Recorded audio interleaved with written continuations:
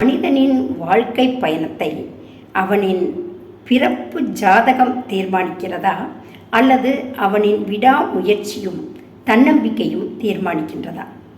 2003 வருடம் பிப்ரவரி மாதம் விண்வெளிக்கு ஒரு 7 ஆராய்ச்சியாளர்கள் போனாங்க. அவங்க பூமிக்கு தரையிறங்கிறதுக்கும் ஒரு 13 நிமிடத்திற்கு முன்னால் அந்த அந்த விண்கலன் வெடித்து இறந்து போயிட்டாங்க. அப்போது அவங்க முயற்சி செய்யலை அப்படின்னு நம்ம எடுத்துக்கிறதா, இல்லை முயற்சி செஞ்சு இதுதான் விதியின் பயன் அப்படின்னு நம்ம எடுத்துக்கிறதா? இப்படி ஒரு போட்டித் தேர்வுக்கு ஒரு 2 லட்சம் பேர் எக்ஸாம் எழுதுறாங்கன்னு வச்சுக்கோங்களேன். அதில் ஒரு குறிப்பிட்ட 200 பேர் மட்டும்தான் பாஸ் ஆகுவாங்க, ஒரு வேலைக்கு சேருவாங்க.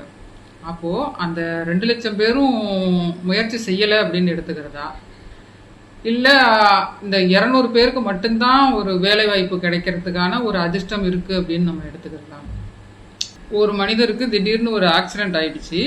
அவரை அழைச்சிட்டு போய் ஐசி யூனிட்டில் வைக்கிறாங்க. அப்போது என்னென்னா டாக்டர்லாம் முடிஞ்ச வரைக்கும் போராடுறாங்க. அவர் ஒரு கட்டத்தில் இறந்து போயிடுறாரு. ஒரு 8-10 லட்சம் செலவாயிடுச்சு. அதுக்கப்புறம் அவர் இறந்துடுறாரு. அப்போது நம்ம டாக்டர் போராடலை, முயற்சி பண்ணலை அப்படின்னு நம்ம நினைக்கிறதா, இல்லை அவருக்கு இந்த 10 லட்ச ரூபாயை செலவு பண்ணியும் அவரோட விதி அவ்வளவுதான் முடிஞ்சிருச்சு அப்படின்னு நம்ம நினைக்கிறதா? இப்போது சில இடங்களில் நம்ம முயற்சி அப்படிங்கிறது பலிக்கிறது இல்லை, அதுதான் விதி அப்படின்னு நம்ம ஏற்றுக்க வேண்டியது தான். சில அறியப்படாத பிரபஞ்ச ரகசியங்கள் நம்ம வாழ்க்கையில் இருக்குது அப்படின்னு தான் சொல்லலாம். எல்லா ரகசியங்களையும் நம்மளால் தெரிஞ்சுக்க முடியறதில்லை.